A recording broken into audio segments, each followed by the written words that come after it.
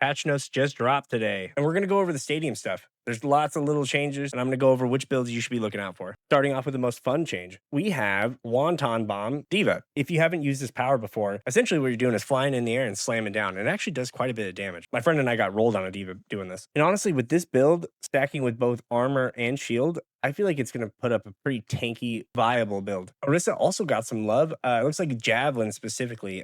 When we do the lassoed power, when we're pulling people with our javelin, it now goes to the enemy's position, not where it was hit. That might be a nerf and a buff. Honestly, that's a plus and minus. This is also kind of interesting. This is a nerf, fancy jargon, but this is a nerf.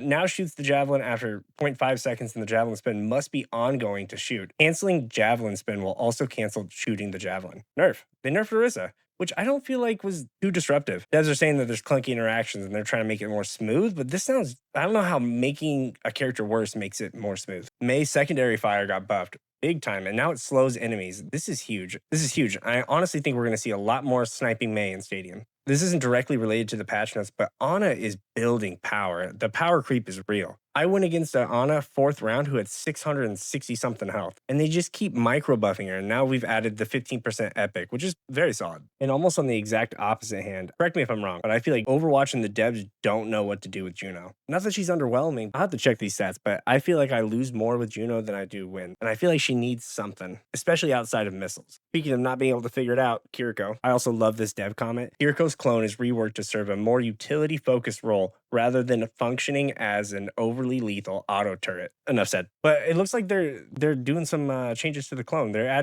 making it so that you can get cash from your clone, which was not a thing before. There's a short delay on this, and the clone's health has been reduced. But this is interesting. It can be increased by ability power. Kind of weird. Now, I know we're all happy about this one. Everyone's tired of this Kiriko, especially the good ones. Fleetfoot, Swift Step cooldown is increased by 30% when used without a target. So those Kirikos who are flanking alone and killing your whole team, they won't exist.